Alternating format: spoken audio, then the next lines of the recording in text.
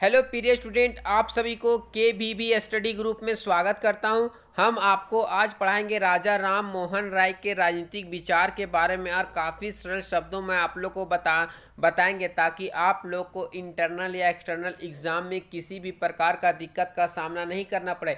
इससे पहले हम राजा राम मोहन राय के संक्षिप्त जीवन परिचय के बारे में आप लोग को बतलाए थे। या एक्सटर्नल एग्ज़ाम हो या इंटरनल एग्ज़ाम हो, एनीबॉडी कोई भी एग्ज़ाम हो, उसमें जो आपको संक्षिप्त जीवन परिचय पढ़ाए हैं वो किसी तरह भी से ऑब्जेक्टिव प्रश्न आप लोग को पूछ सकता है। ठीक है, इसलिए आप लोग को हम संक्षिप्त जीवन परिचय बतला चुके हैं। ठीक है, हम मान लीजिए कोई भी आदमी है, उस आदमी को हम जान रहे, ठीक है, उसके बारे में हमको लिखने के लिए दे देगा तो हम क्या लिखेंगे जब उनके गुण को ही नहीं हम जान पाएंगे। उनका मकसद क्या है, वो क्या कर रहे हैं नहीं कर रहे, सिर्फ हम उसको जानते हैं। अब उसका हम जानते हैं कि नहीं ये आदमी है, लेकिन उसके गुण को हम नहीं जानेंगे तो हम कैसे लिख पाएंगे। उसी तरह आप लोग को हम राजा राम मोहन राय के बारे में इसलिए तोड़कर पढ़ा रहे ताकि आप लोगों को किसी भी प्रकार का दिक्कत का सामना नहीं करना पड़े। इसलिए हम राजा राम मोहन राय के सबसे पहले संक्षिप्त जीवन परिचय की क्या किए कि नहीं किए, उनका राजा राम मोहन राय का नाम क्या किसने कर दिया,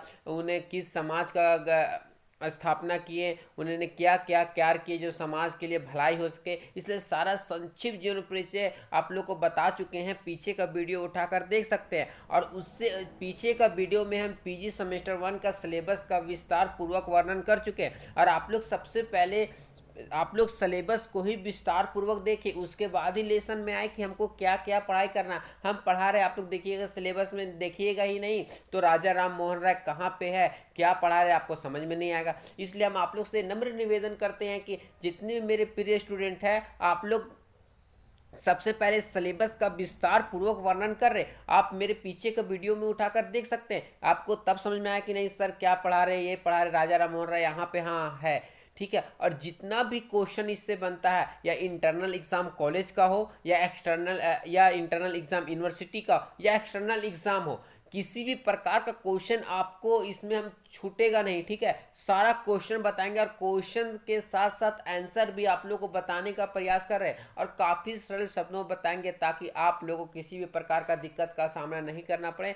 हम नहीं चाहते कि आप लोग को किसी प्रकार का दिक्कत हो। ठीक है, आप हमारा पीछे का वीडियो उठाकर देख सकते हैं, जो भी सेमेस्टर 5 में गए होंगे सेमेस्टर 5 वाले पीछे का वीडियो उठाकर देख सकते हैं। और जो बीए अबर जो कंप्लीट हुआ है, जिसका सेशन 20 से 23 था, उन लोग से पूछिएगा। ठीक है, अगर हम जो जो क्वेश्चन बताए थे उससे ही रिलेटेड एक्सटर्नल एग्जाम में आया था और काफ़ी अच्छे से लिखे होंगे, मुझे उम्मीद है, और काफ़ी अच्छा मार्क्स भी आएगा। चलिए पीछे की बातों को हटाते हैं, अभी वर्तमान में जो हो रहा है उसको हम बताते हैं। ठीक है, और काफ़ी सरल शब्दों आप लोग को बताते हैं राजा राम मोहन राय के राजनीतिक विचार के बारे में। ठीक है, और इसको जो हम बता रहे हैं इसको 3 से 4 पार्ट में हम करके बता रहे हैं ताकि आप लोग को एकदम सरल शब्दों बताने का प्रयास करें। ठीक है, आप लोग टेंशन मत लीजिए, 4 से 5 पार्ट या 3 से 4 पार्ट में हम राजा राम मोहन राय के संक्षिप्त एकदम जितना विस्तार पूर्वक वर्णन करके बताएंगे। ठीक है, चलिए आप लोग को पढ़ाते हैं राजा राम मोहन राय के राजनीतिक विचार। सबसे पहले राजा राम मोहन राय का कार्य क्षेत्र मुख्यतः धार्मिक और सामाजिक जीवन था। जो राजा राम मोहन राय का जो कार्य क्षेत्र था वो मुख्य रूप से था धार्मिक था और सामाजिक जीवन था। क्या था? धार्मिक और सामाजिक जीवन था। लेकिन किंतु उन्होंने राजनीतिक संदर्भ से कभी भी अपने आप को पृथक नहीं रखा। कहने का मतलब है जो राजा राम मोहन राय थे उन्होंने राजनीतिक संदर्भों जो राजनीतिक संदर्भ है उससे कभी भी अपने आप को पृथक नहीं रखा। देखिए पृथक लिखिएगा, उसका आप लोग को समझ में नहीं करे पृथक के मतलब सर क्या पढ़ा रहे, पृथक का मतलब नहीं होता है, तो इसको हम तोड़ के ब्रैकेट में लिख दिए पृथक का मतलब अलग। तो इन्होंने अपने आप को कभी भी राजनीतिक संदर्भ से अलग नहीं रखा। किन्होंने राजा राम मोहन राय ने उन्हें देश विदेश की विशेष रूप से उन्हें बात करें तो देश विदेश की विशेष रूप से भारत और इंग्लैंड की राजनीति में गहरी रुचि और गहरा ज्ञान था।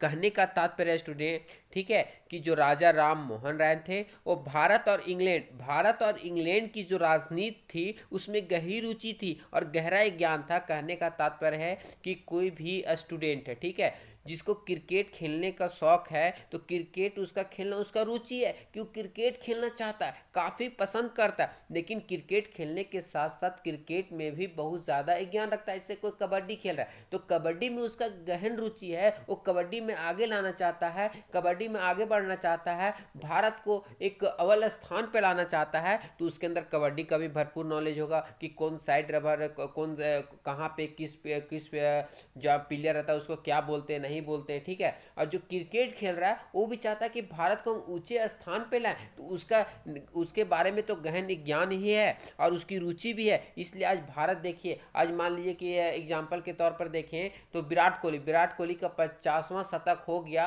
और सचिन तेंदुलकर का 49, उनके देखिए इतिहास से रिलेटेड जुड़ा हुआ है, लेकिन विराट कोहली को गहन रुचि तो क्रिकेट में है, ठीक है, उसे रन मशीन भी कहा जाता है, ठीक है, लेकिन उसके साथ साथ उसमें गहरा ज्ञान भी है, रुचि के साथ साथ गहरा ज्ञान है, तभी तो आज रिकॉर्ड पे रिकॉर्ड बन रहा है, ठीक है। इसी बात को यहाँ दर्शाया गया कि राजा राम मोहन राय थे वो भारत और इंग्लैंड की राजनीति में गहन रुचि रखते थे, उन्होंने गहन रुचि रखते थे, ठीक है स्टूडेंट, और गहन रुचि के साथ साथ गहरा ज्ञान भी रखते थे। जो राजा राम मोहन राय थे और राजनीतिक जागरण की दिशा में भी जो बात करें तो राजनीतिक जागरण की दिशा में चाहे उन्होंने प्रत्यक्ष रूप से कार्य ना किया हो, बात करें तो राजनीतिक जागरण की दिशा में चाहे उन्होंने प्रत्यक्ष रूप से कार्य नहीं किया हो, लेकिन धार्मिक और सामाजिक जागृति की दिशा में उनके द्वारा किए गए कार्यों ने राजनीतिक जागृति को जन्म देकर उन्हें नवीन भारत का संदेशवाहक बना दिया। कहने का मतलब है प्रिय स्टूडेंट कि जो राजा राम मोहन राय थे वो राजनीतिक दिशा में चाहे उन्होंने कार्य किया हो ना किया हो, लेकिन उन्होंने प्रत्यक्ष कार्य किया हो। जो राजनीतिक जागरण की दिशा में बात करें तो राजनीतिक दिशा में चाहे उन्होंने प्रत्यक्ष कार्य ना किया हो, ठीक है, प्रत्यक्ष कार्य नहीं किया हो, लेकिन उन्होंने धार्मिक और सामाजिक जागृति की दिशा में उनके द्वारा किए गए कार्यों ने राजनीतिक जागृति की दिशा में जन्म देकर उन्हें नवीन भारत का संदेशवाहक बना दिया गया। बात करें तो राजा राम मोहन तो राजनीतिक जागरण की दिशा में तो उन्होंने चाहे प्रत्यक्ष कार्य ना किया हो, लेकिन धार्मिक और सामाजिक, देखिए यहाँ पे गौर कीजिएगा, उन्होंने ज़्यादा जोर कहाँ पे दिया, धार्मिक और सामाजिक जागृति को जन्म देकर उन्हें नवीन नए भारत का संदेशवाहक बना दिया गया, ठीक है, संदेशवाहक बना दिया था। क्या देखिए यहाँ पे बोल दे संदेशवाहक बना, यहाँ पूछ सकता है नवीन भारत का संदेशवाहक किसे कहा जाता है, तो यहाँ पे होगा आपका प्रिय स्टूडेंट राजा राम मोहन राय, ठीक है, देख सकते हैं राजा राम मोहन राय होगा, ठीक है प्रिय स्टूडेंट। इसके बाद आप लोग को यहाँ विस्तार पूर्वक फिर से पढ़ा रहे हैं, और अगर पढ़ाने का तरीका मेरा अच्छा लग रहा होगा तो KVB स्टडी ग्रुप को जरूर सब्सक्राइब लाइक शेयर कर दे, अपने दोस्तों तक पहुँचा दे, ताकि उनको भी काफ़ी सरल शब्दों में समझ में आ जाए, एक्सटर्नल या इंटरनल एग्जाम में काफ़ी अच्छे तरीके से लिख पाए। राजा राम मोहन राय बात करें तो राजा राम मोहन राय के पूर्व संपूर्ण देश की तो क्या बात करें, हम बात करें पूर्व संपूर्ण देश की तो क्या बात करें, राजा राम मोहन राय बोल रहे थे तो कलकत्ता जैसे महानगर में भी उनकी कोई राजनीतिक जीवन नहीं था।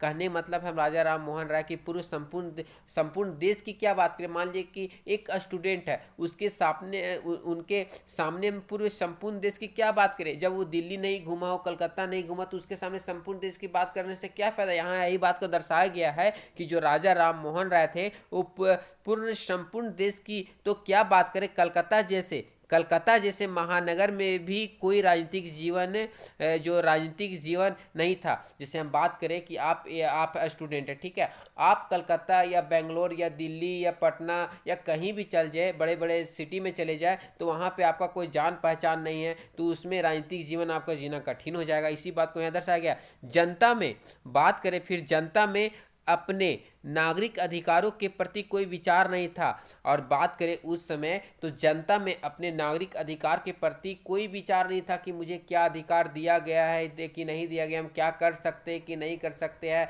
मेरा अधिकार क्या है, ठीक है। अब मान लीजिए आप नागरिक है तो आपको पहले की बात बता रहे हैं कि कोई नागरिक था, उस समय आप लोग को उसका क्या अधिकार था, क्या कर सकता था नहीं कर सकता, उनको पता ही नहीं था, और विदेशी हुकूमत के सामने अपनी शिकायतें रखने की कोई सोचता भी नहीं था।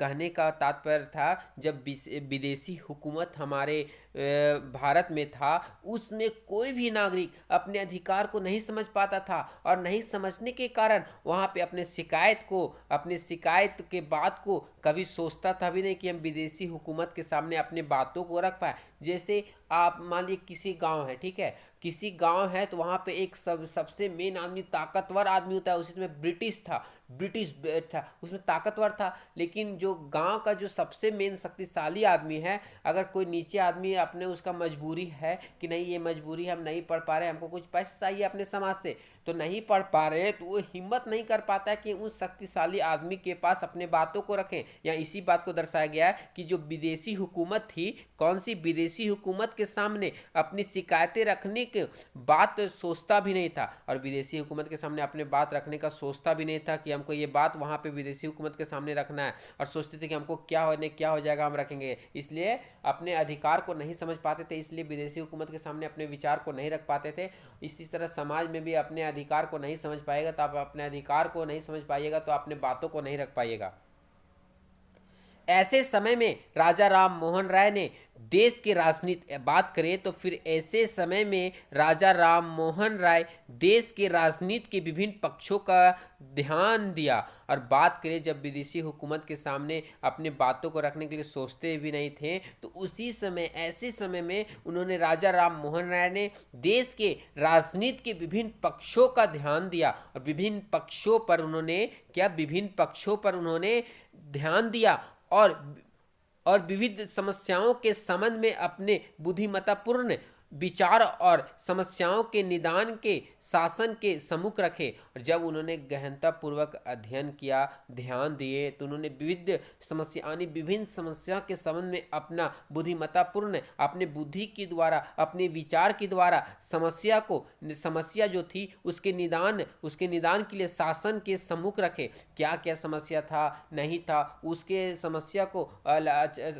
था उसको अच्छा करने के लिए फिर वो शासन के सम्मुख रखे, ठीक है। और उनके द्वारा प्रस्तुत निदानों और सुलझावों को चाहे शासन ने स्वीकार ना किया हो, जो राजा राम मोहन राय थे वो नागरिक के अधिकार को नागरिक अधिकार था वो नहीं रख पाते थे। लेकिन राजा राम मोहन राय थे, उन्होंने उनके समस्या को निदान के लिए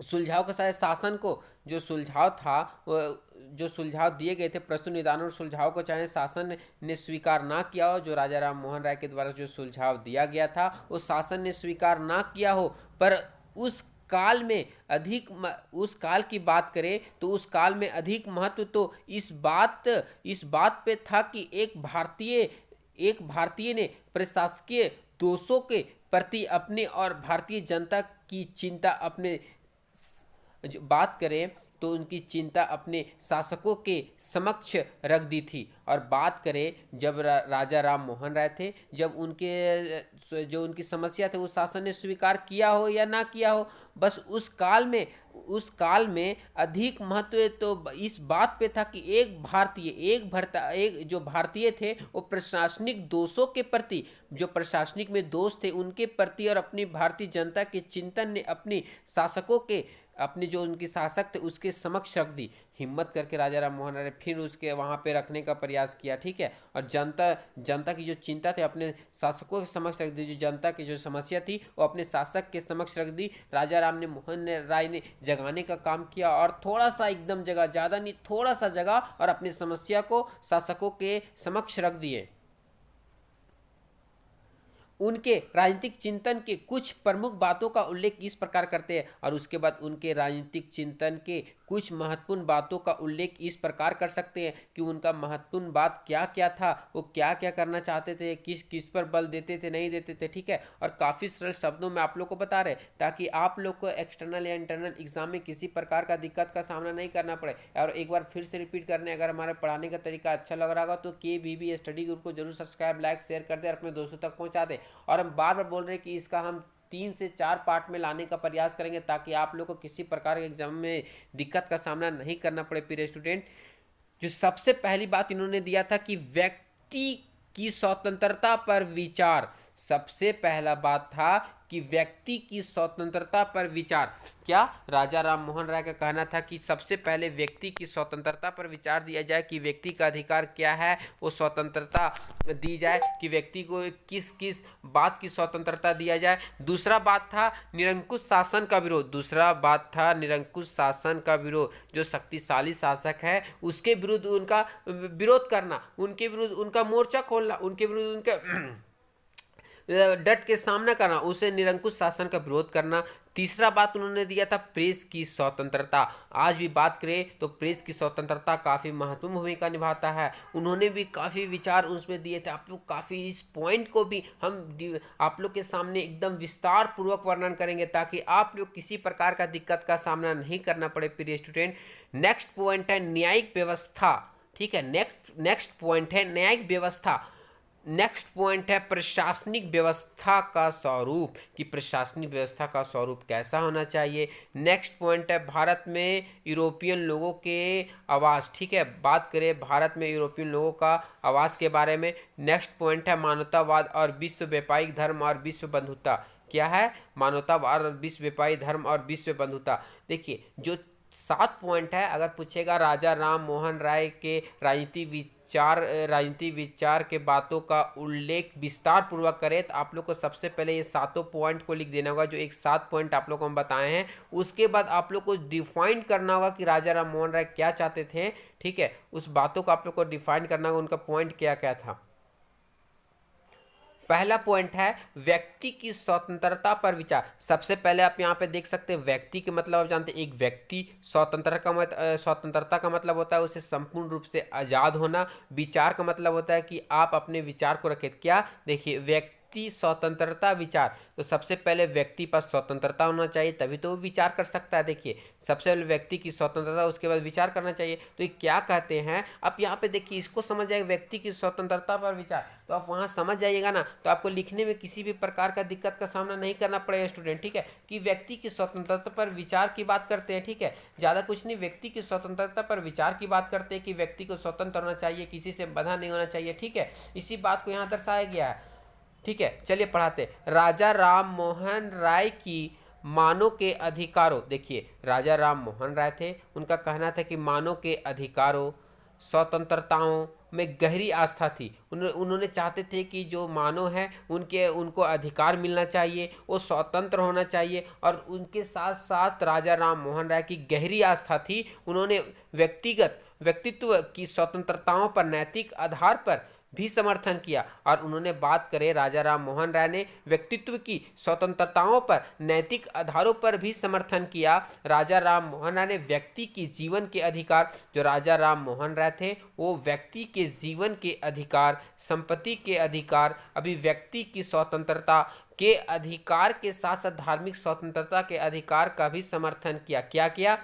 तो जीवन के अधिकार, संपत्ति के अधिकार, अभिव्यक्ति की स्वतंत्रता के अधिकार के साथ साथ धार्मिक स्वतंत्रता के अधिकार का समर्थन किया। देखिए यहाँ पे क्या बोले, व्यक्ति की स्वतंत्रता पर विचार की व्यक्ति की क्या क्या स्वतंत्रता होते, तो जीवन जीने का अधिकार उसे मिलना चाहिए, संपत्ति में अधिकार मिलना चाहिए, अभिव्यक्ति उन्हें बोलने का अधिकार मिलना चाहिए तथा धार्मिक स्वतंत्रता का अधिकार का समर्थन किए थे। नेक्स्ट पॉइंट है प्रिय स्टूडेंट, निरंकुश शासन का विरोध। देखिए निरंकुश का मतलब होता है शक्तिशाली, शासन का मतलब होता है जो शासन कर रहे हैं सो। ठीक है, उसके बाद आप लोग का ये हो गया। उसके बाद आप लोग का विरोध कि निरंकुश शासन का विरोध, आप लोग निरंकुश शासन का विरोध कर रहे हैं। ठीक है, निरंकुश शासन का राजा राम मोहन राय ने भरपूर विरोध किए थे और उनका कहना था कि निरंकुश शासन को समाप्त करना बहुत ही जरूरी है। राजा राम मोहन राय सभी प्रकार, यानी राजा राम मोहन राय तो सभी प्रकार के निरंकुश एवं दमनकारी शासन के विरोधी थे। बोलते हैं कि राजा राम मोहन राय थे वो किसी प्रकार की निरंकुश शासन का समर्थन नहीं करना चाहते थे, दमनकारी शासन के विरोधी थे। वो चाहते थे कि जितना भी शासन उसे समाप्त किया जाए, किसी प्रकार पे व्यक्ति की स्वतंत्रता पर दबाव नहीं रखा जाए, उसे स्वतंत्र छोड़ दिया जाए, अपने व्यक्ति को व्यक्त करने का अधिकार दिया जाए। ठीक है, अतः वे अतः वे अति शक्तिशाली, यानी यहाँ देखिए शक्तिशाली होगा, प्रिय स्टूडेंट यहाँ शक्ति लिख देते हैं, ठीक है। शक्तिशाली राजतंत्र, अधिनायक तंत्र तथा अनुदार कुलीन तंत्र के विरोधी थे। क्या थे? शक्तिशाली राजतंत्र, जो सबसे शक्तिशाली राजतंत्र था उसका विरोधी थे, अधिनायक तंत्र का विरोधी थे, अनुदार कुलीन तंत्र के विरोधी थे, क्योंकि ये सभी शासन आम नागरिकों के दमनकारी शासन के विरुद्ध होते थे। क्योंकि ये सभी शासन थे वो आम जो नागरिक होते थे, आम लोग होते थे, उनके दमनकारी शासन के शासन सिद्ध होते थे, ठीक है, दमनकारी शासन सिद्ध होते थे, काफ़ी अधिक शक्तिशाली सिद्ध होते थे। राजा राम मोहन राय ने 1779 की फ्रांस की उदारवादी क्रांति से अत्यधिक प्रभावित हुए थे। 1779 की जो फ्रांस की क्रांति थी उस क्रांति से अत्यधिक प्रभावित हुए थे, ठीक है, प्रभावित हुए थे, जिसके द्वारा निरंकुश राजतंत्र का अंत किया गया। कब? निरंकुश शासन का जो अंत किया गया 1779 से, फ्रांस की उदारवादी क्रांति से अत्यधिक प्रभावित हुए थे, जिसके द्वारा निरंकुश राजतंत्र का अंत किया गया। राजा राम मोहन राय लोकतांत्रिक एवं संवैधानिक शासन के समर्थक थे। राजा राम मोहन राय थे वो लोकतांत्रिक एवं संवैधानिक शासन के समर्थक थे। राजा राम मोहन राय पूर्व लोकतंत्र के सिद्धांत को स्वीकार नहीं करते थे, और जो पूर्व में जो लोकतंत्र थे उनका स्वीकार नहीं करते थे, किंतु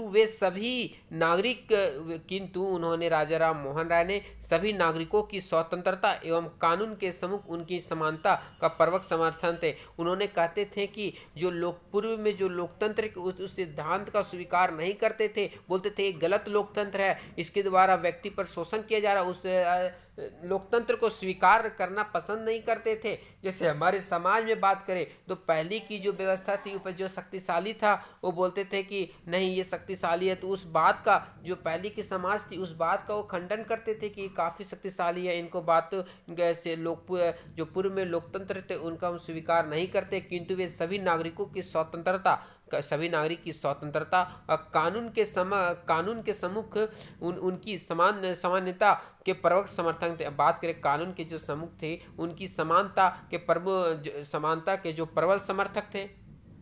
नेक्स्ट पॉइंट है प्रिय स्टूडेंट, प्रेस की स्वतंत्रता।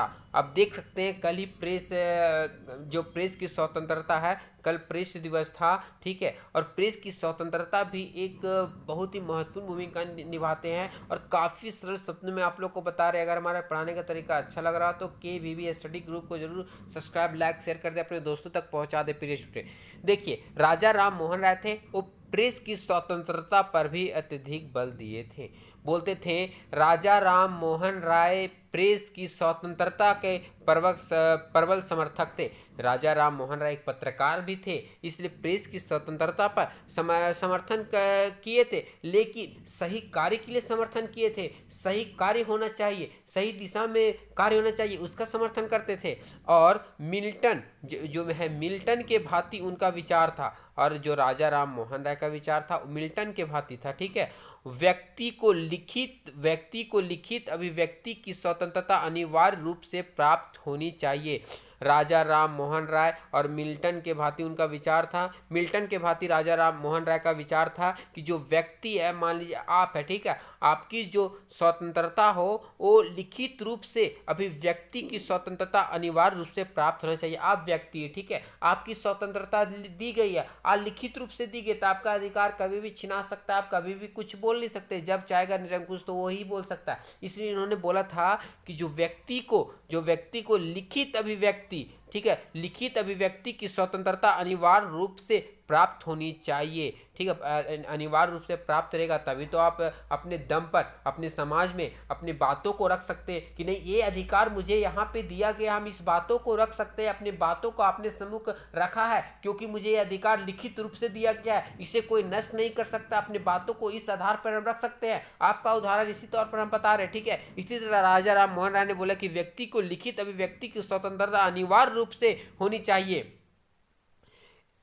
1827 में जब बात करें, जब 1827 में जब ब्रिटिश सरकार ने समाचार पत्र निकालने पर प्रतिबंध लगा दिए, तब राजा राम मोहन राय ने द्वारका नाथ ठाकुर, हरचंद्र घोष, गौरी शंकर बनर्जी तथा चंद्र कुमार टाइगर के साथ मिलकर प्रेस की स्वतंत्रता के लिए सर्वोच्च न्यायालय में एक याचिका भेज दी। कहने का मतलब है, जब 1827 में अंग्रेजी हुकूमत या ब्रिटिश सरकार ने समाचार पत्र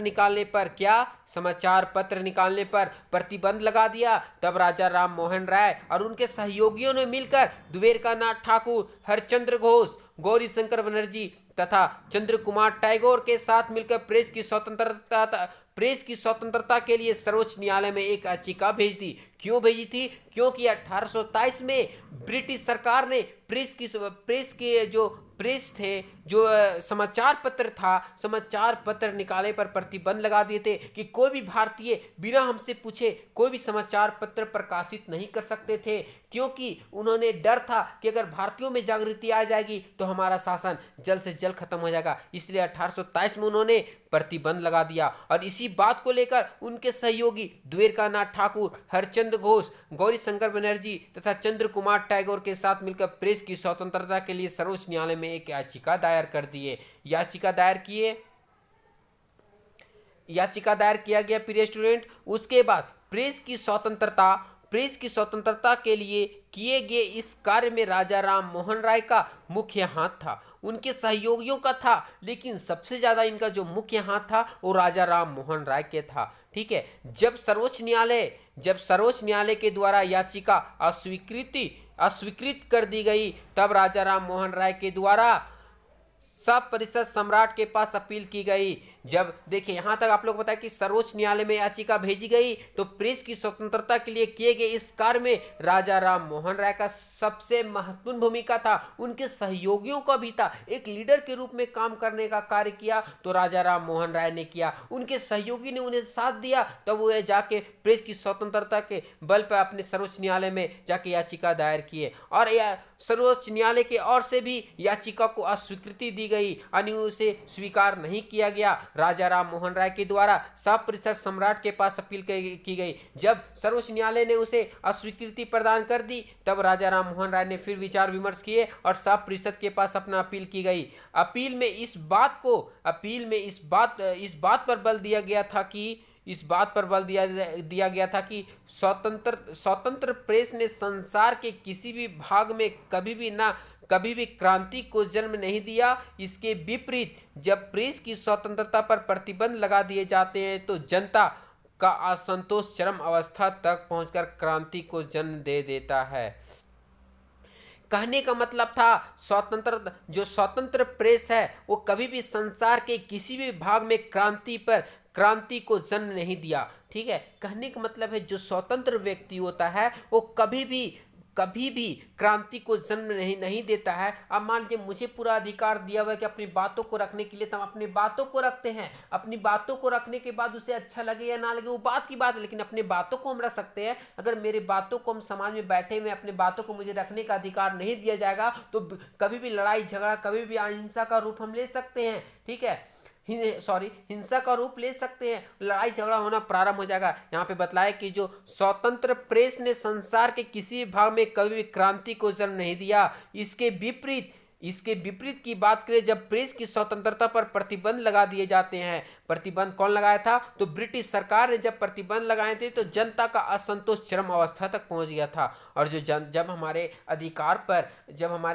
पर किसी प्रकार का प्रतिबंध लगा दिया जाता तो मेरा गुस्सा अव्वल हो जाता। जैसे आप ही का घर में मम्मी पापा कुछ बोलने के लिए कुछ बोलते हैं कि बेटा ये कार्य है, बेटी इस कार्य को तुम करो, इस काम को थोड़ा कर लेना है। जब आप नहीं करते तो आपका गुस्सा किस तरह अवस्था पे पहुंच जाता है। जब ब्रिटिश सरकार ने ब्रिटिश सरकार ने अस्वीकार कर दिया, उसके बाद आप सर्वोच्च न्यायालय ने अस्वीकार कर दिया। जब अस्वीकार कर दिया तो स्वीकार करने के लिए फिर सम्राट के पास अपील किए। अपील किए तो अपने बातों को रखें कि जो स्वतंत्र प्रेस है वो कभी भी संसार के किसी भी भाग में क्रांति को जन्म नहीं दिया। इसके विपरीत जब प्रेस की स्वतंत्रता पर प्रतिबंध लगा दिए जाते तो जनता का असंतोष चरम अवस्था में आ जाता है, और जनता का जो असंतोष है, जनता का जो गुस्सा वो चरम अवस्था में आ जाता है, कभी भी क्रांति को जन्म दे सकता है। ठीक है, चरम अवस्था में आता है। राजा राम मोहन राय का निश्चित मत था कि विचार और अभिव्यक्ति की स्वतंत्रता जिस समाज को प्राप्त नहीं होती वह समाज किसी भी प्रकार का विकास के उचित मार्ग के और अग्रसर नहीं हो सकता। राजा राम मोहन राय का कहना था कि मान लीजिए कि हमको जब स्वतंत्रता नहीं दी जा सकती है, जब स्वतंत्रता नहीं दी जा सकती तो समाज का किसी भी प्रकार का विकास उचित मार्ग के और अग्रसर नहीं हो सकता, उसका विकास नहीं हो सकता है। इसलिए राजा राम मोहन राय ने निश्चित मत था कि विचार और व्यक्ति की स्वतंत्रता, क्या विचार और अभिव्यक्ति की स्वतंत्रता जिस समाज को प्राप्त नहीं होती, मान लीजिए कि हम समाज में रहते हैं, मुझे विचार करने का, मुझे बोलने का अधिकार दिया ही नहीं है, अभिव्यक्त करने का अधिकार दिया ही नहीं है, तो उस समाज का विकास, अगर उस समाज का विकास नहीं हो सकता, उस विकास का रास्ता ठप हो जाएगा, आगे नहीं बढ़ सकता, जस का तस रहेगा। एक आदमी बोलेगा तो विकास की राह पर नहीं चल सकता, सिर्फ उनको बातों को सुनेगा, उनके बातों को सुनकर आप एक बातों को अमल कीजिएगा। सारे लोग, मान लीजिए 100 लोग हैं, 100 लोग में 99 लोग, मान लीजिए उनके बातों को, 99 जो वहाँ की शक्तिशाली शासक है उनके बातों को नकार दे तो कितना शक्तिशाली होगा, और शक्तिशाली हो जाएगा, और मान जनता की भलाई नहीं हो सकती है। तो इस अवस्था में जनता का जो गुस्सा होता है वो चरम अवस्था में पहुंच जाएगा। ठीक है, इसी प्रकार यहाँ पे हो सकता है कि चरम अवस्था पहुंच जाएगा तो फिर विकास का उचित मार्ग के और जो उचित मार्ग है उसके और अग्रसर नहीं हो सकता है। जब सब परिषद सम्राट से अपील अस्वीकृति हो गई तो उन्होंने अपने फारसी भाषा के पत्र पर मीरात का प्रकाशन भी स्थगित कर दिया। देखिए, जब वहाँ सबसे पहले कहाँ पे अपील की गया, तो सबसे पहले सर्वोच्च न्यायालय में अपील किया गया, वहाँ पे उनकी अस्वीकृति प्राप्त हुई। उसके बाद अस्वीकृति प्राप्त होने के बाद याचिका का अस्वीकृति प्राप्त हुई, उसके बाद यहाँ पे राजा राम मोहन राय ने सब परिषद सम्राट के पास अपील भेजा। अपने अपील में कहा गया था, उन्होंने बोला था कि कभी भी प्रेस की स्वतंत्रता कभी भी क्रांति को जन्म नहीं देता है, और क्रांति को जन्म नहीं देता। उनके बाद अपने व्यक्ति को व्यक्त किया था सम्राट सब परिषद के पास, और सब परिषद ने भी लास्ट में अपील को अस्वीकृति हो गई। ठीक है, जो अपील किया गया, याचिका दी गई थी उसको भी अस्वीकृति की गई। तो उन्होंने अपने फारसी भाषा की पत्र, अपने क्या बोले थे राजा राम मोहन राय, एक पत्रकार भी, बहुत अच्छे पत्रकार भी थे, उन्होंने अपनी भाषा के पत्र मीरात का प्रकाशन भी स्थगित कर दिया था। जब उन्होंने चरम अवस्था में गुस्सा आ गई तो गुस्सा में उन्होंने अपनी जो उनका समाचार पत्र था, उसके जो समाचार पत्र मीरात का प्रकाशन भी स्थगित कर दिया था, यानी समाप्त कर दिया था, वो नहीं प्रकाशन कर रहे थे। ठीक है, राजा राम मोहन राय जिस रूप में अपना विरोध व्यक्त किया था वह प्रेस की स्वतंत्रता के प्रति उनका निष्ठा और प्रतीक था। उन्होंने जिस बातों को प्रेस की स्वतंत्रता के प्रति अपना निष्ठा का प्रतीक था, विरोध व्यक्त किया था, वो उनका स्वतंत्रता, मान लीजिए स्वतंत्रता और निष्ठा का प्रतीक था। उन्होंने अधिक जोर दिया था कभी भी स्वतंत्रता क्रांति को जन्म नहीं देता है, इसलिए व्यक्ति की स्वतंत्रता पर किसी प्रकार की प्रतिबंध नहीं लगाना चाहिए। अगर हम प्रतिबंध लगाते हैं तो वो पूर्ण रूप से क्रांति करने के लिए उत्साह होगा और क्रांति करेगा, तो फिर स्वतंत्रता कहाँ रह गया। इसलिए व्यक्ति की स्वतंत्रता दी जानी चाहिए ताकि वे क्रांति नहीं कर सके, अपने अधिकार का उचित व्यवस्था कर उचित समाधान प्रस्तुत हो जाता था, उसके बाद वो अपने बातों को रख पाते थे। राजा राम मोहन राय ने यह नहीं सोचते थे कि समाचार पत्र के द्वारा सरकार को डराने, गिराने, अपमानित करने या सरकार के विरुद्ध घृणा प्रचार का कार्य किया जाए। और राजा राम मोहन राय यह नहीं सोचते थे कि समाचार पत्र के द्वारा, समाचार पत्र का कार्य है, समाचार पत्र के द्वारा न सरकार को डराने का कार्य किया जा सकता है, न गिराने को कार्य किया जा सकता है, न अपमानित करने का सरकार के विरुद्ध घृणा के प्रचार का कार्य किया जाए। ठीक है, सरकार के विरुद्ध घृणा के प्रचार का कार्य किया जाए। वो नहीं चाहते थे कि समाचार पत्र उसके द्वारा सरकार को डराना, गिराना, अपमानित करना, सरकार के विरुद्ध घृणा प्रचार का कार्य किया जाए। ठीक है, ये सब कार्य नहीं चाहते थे कि प्रेस की स्वतंत्रता ये नहीं बोलता है, उनका काम है अच्छे कार्यों को दिखाना, आगे बढ़ाना। राजा राम मोहन राय के अनुसार समाचार पत्र का उद्देश्य तो जनता और शासन के मध्य कड़ी के रूप में कार्य करना था। बात करें तो राजा राम मोहन राय क्या बोलते थे कि समाचार पत्र है उसका मुख्य कार्य था जनता और शासन के बीच कड़ी के रूप में कार्य करना, जनता और शासन के सम्मुख उनके बातों को दोनों में समन्वय बैठा के रखना, दोनों के बीच एक तालमेल बैठा के रखना उनका मुख्य कार्य यही था। समाचार पत्र पिछड़े हुए समाज को कोई नई रोशनी देने और अज्ञानी शासक को उनके कार्यों के प्रति संचित करने का कार्य किया करता था। और समाचार पत्र का पिछड़े वर्ग, पिछड़े समाज के लिए नई रोशनी देने का कार्य करता था। अज्ञानी शासक को उसके कार्यों के प्रति संचित करने का कार्य करते थे। पृथ्वी पर कोई भी, अगर बात करें तो पृथ्वी पर कोई भी ऐसा शासक नहीं है, पृथ्वी पर कोई भी ऐसा शासक या शासन नहीं है जिसके प्रति नागरिकों को शिकायत ना रही हो। बोलते हैं राजा राम मोहन राय कि पृथ्वी पर कोई भी ऐसा शासक या शासन नहीं है, शासन भी यहां लिख सकते हैं आप, ठीक है, शासन नहीं है वह जो अच्छा शासक हो, जो अपने नागरिकों को शिकायत को अभिव्यक्त या बोलने का अवसर प्रदान करे, ठीक है। वो चाहते थे कि पृथ्वी पर ऐसा शासक कोई भी नहीं जिसके प्रति नागरिकों को शिकायत नहीं हो। हर एक जो शासक होता है, शासन, उसके प्रति 100 में से 2 व्यक्ति तो उसके शिकायत, उसके विपक्ष में तो निकल ही जाते। वही बात को यहाँ राजा राम मोहन राय समझाने का प्रयास किए। लेकिन अच्छा शासक वह है जो अपने नागरिकों को अच्छा, राजा राम मोहन राय कहने का मतलब था कि अच्छा शासक या शासन वह है जो नागरिकों को अपने शिकायत को अभिव्यक्त या बोलने का अवसर प्रदान करे। क्या बोलने या अभिव्यक्त बोलने का शासक प्रदान करे, प्रिय स्टूडेंट, ठीक है। वो चाहते थे कि बोलने की उचित अवसर प्रदान करे, शिकायत को अभिव्यक्त बोलने का उचित अवसर प्रदान करे, ठीक है। राजा राम मोहन राय एक पत्रकार भी थे, आपको पहले बताए थे राजा राम मोहन राय थे, वो एक पत्रकार भी थे। उन्होंने 1821 में, कब, 1821 में संवाद कौमुदी नामक बंगला पत्रिका तथा मिरात उल अखबार नाम की फारसी पत्रिका प्रारंभ की गई थी। कब, 1821 में पूछेगा। 1821 में राजा राम मोहन राय के द्वारा समाचार पत्र का क्या नाम था जो प्रकाशित किया गया था? संवाद कौमुदी नामक बंगला पत्रिका, मिरात उल अखबार नामक की फारसी पत्रिका प्रारंभ की गई थी। राजा राम मोहन राय के संबंध में के दामोदरन कि लिखते हैं कि राजा राम मोहन राय भारत में राष्ट्रवादी पत्रकारिता को जन्मदाता थे।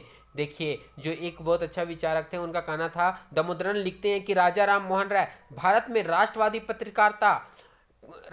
जो पत्रकारिता है उसे राष्ट्रवादी पत्रकारिता के जन्मदाता थे। उनकी पत्रकारिता ने देश के समस्त भागों में राष्ट्रीय पुनर्जागरण के संदेश को पहुंचाया था। और जो उनकी पत्रकारिता थी वो समस्त भागों में राष्ट्रीय पुनर्जागरण का संदेश को पहुंचाया। उनका संदेश मानवता और विश्व बंधुता का संदेश था। और राजा राम मोहन राय का जो संदेश था वो मानवता का संदेश था, ठीक है, और विश्व बंधुता का संदेश था। नेक्स्ट पॉइंट है न्यायिक व्यवस्था का स्वरूप। देखिए, न्यायिक व्यवस्था का स्वरूप देखिए, राजा राम मोहन राय ने न्यायिक व्यवस्था पर अपने विचार व्यक्त किए थे। और राजा राम मोहन राय थे, वो न्यायिक व्यवस्था पर अपने विचार व्यक्त किए थे और भारत की न्यायिक व्यवस्था में सुधार की आवश्यकता पर बल दिए थे। 1827 में एक जूरी अधिनियम पारित किया गया था। कब? 1827 में। यहाँ पूछ सकता है 1 नंबर के ऑब्जेक्टिव में, एनीबडी, कोई भी एग्जाम में, कि 1827 में कौन सा अधिनियम पारित किया गया था? तो 1827 में जूरी अधिनियम पारित किया गया था। इस अधिनियम का काम क्या था? तो आपको बताते हैं इस अधिनियम का काम क्या था, इस अधिनियम में क्या होता था, ठीक है। और आपको काफ़ी सरल शब्दों बता रहे हैं ताकि आप लोग किसी प्रकार का दिक्कत का सामना नहीं करना पड़े। अगर हमारा बताने का तरीका अच्छा लग रहा तो KVB स्टडी गुरु को जरूर सब्सक्राइब, लाइक, शेयर कर दे प्रिय स्टूडेंट, ठीक है। इस अधिनियम में जूरी के प्रसंग में जातिगत के आधार पर भेदभाव करते हुए व्यवस्था की गई थी।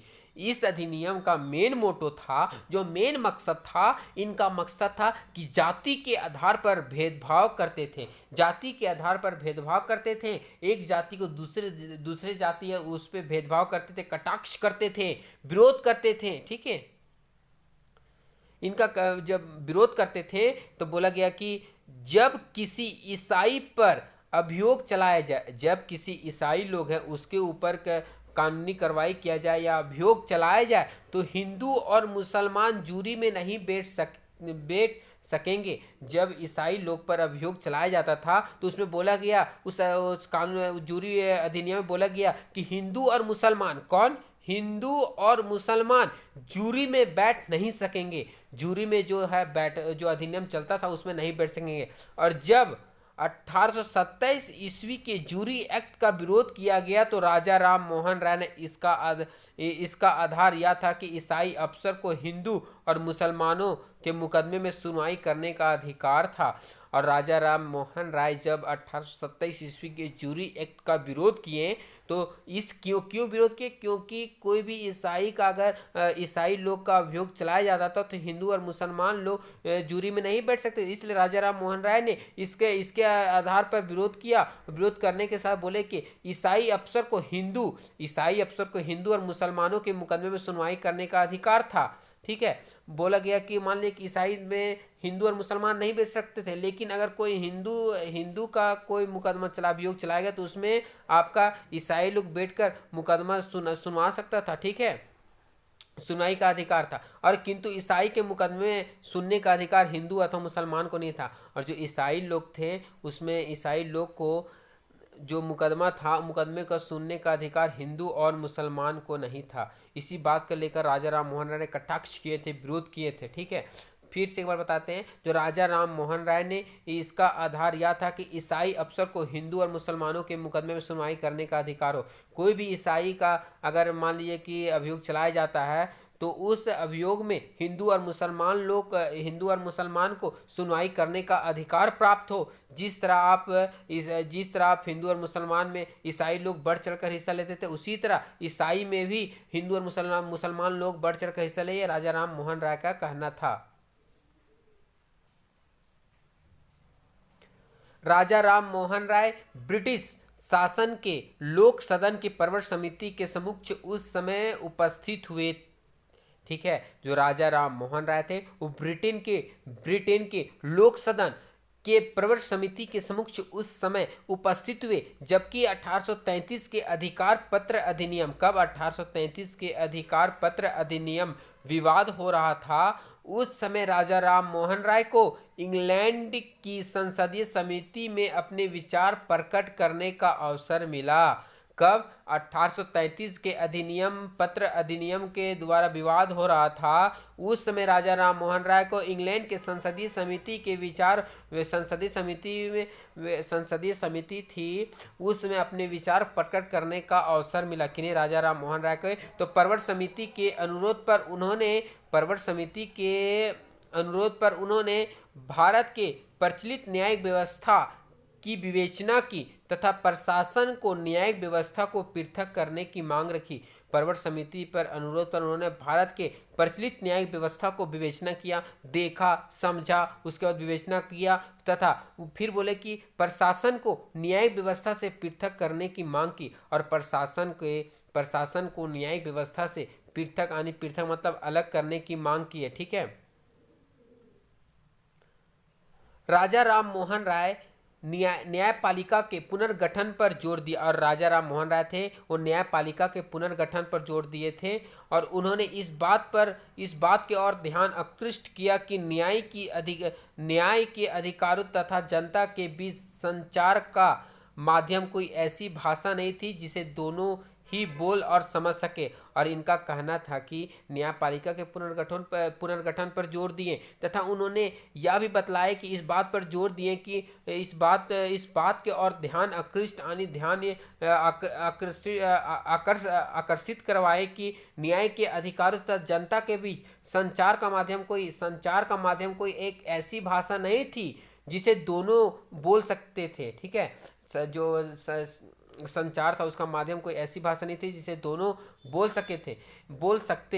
सके। ठीक है, इससे भी उचित न्याय प्राप्त करने और बाधा पड़ती थी। और इसमें भी बात करें तो जब हमको समझ में नहीं आएगा तो हम क्या बोल रहे हैं, हमको तो जब क्या बोल रहा है हमको समझ में नहीं आया तो हम कहाँ से इसका उचित निर्णय कर पाएंगे? उचित निर्णय कहाँ प्राप्त होगा? क्या बोल रहा है, आए बाएं साएं क्या बोल रहा है, हमको कुछ पता ही नहीं चलेगा तो हम उसका जवाब क्या देंगे?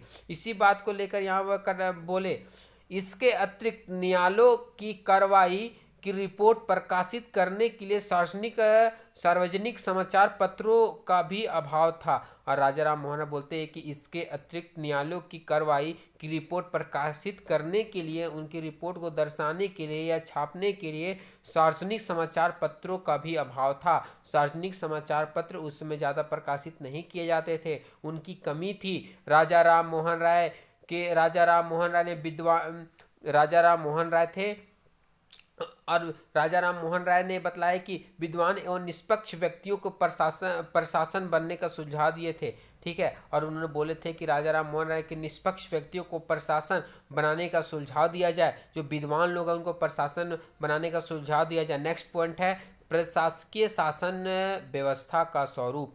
नेक्स्ट पॉइंट आप लोग को प्रशासकीय शासक व्यवस्था का स्वरूप, इसके बारे में विस्तार से बता रहे। ठीक है, और काफ़ी सरल शब्दों में बता रहे ताकि आप लोग किसी प्रकार का दिक्कत का सामना नहीं करना पड़े प्रिय स्टूडेंट। ठीक है, और काफ़ी सरल शब्दों में बता रहे हैं। ठीक है, अगर हमारे पढ़ाने का तरीका अच्छा लग रहा हो तो KBB स्टडी ग्रुप को जरूर सब्सक्राइब, लाइक, शेयर कर दें। थोड़ा सा वीडियो लंबा हो रहा है लेकिन काफ़ी सरल शब्दों में बता रहे ताकि आप लोग को किसी भी प्रकार का दिक्कत का सामना नहीं करना पड़े। यूनिवर्सिटी एग्जाम रहे, कॉलेज का एग्जाम रहे या एनी बड़ी कोई भी एग्जाम रहे, किसी भी प्रकार का लिए आ जाए तो आप लोग लिख सकते हैं, मुझे उम्मीद है। नेक्स्ट पॉइंट प्रशासकीय व्यवस्था का स्वरूप।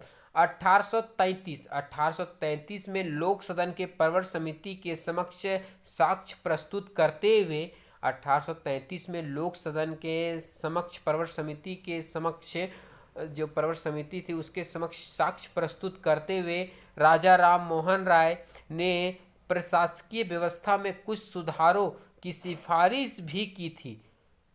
क्या किए थे? जो आपका प्रशासकीय व्यवस्था था उसमें आपका कुछ सुधार की सिफारिश भी की थी। प्रशासकीय व्यवस्था के साथ अपने बातों को रखा था। ये सिफारिश थी देसी लोक सेना की स्थापना हो, यानी देसी लोक सेना की, यानी भारत के देश में जो रहने वाले नागरिक हैं उस लोगों को सेना में स्थापना की जाए। देशवासियों को अधिक नौकरियां और ऊंचे पद देना। देखिए, जो देश में रह रहे हैं उस व्यक्ति को अधिक नौकरी देना और उनको ऊंचे पद देना। रैयत की दिशा में सुधार तथा उनकी रक्षा के लिए कानून का निर्माण और स्थानीय भूमि प्रबंध कराना। और उनका काम था कि सुधार तथा उनकी रक्षा के लिए कानून का निर्माण और स्थानीय भूमि का प्रबंध कराना।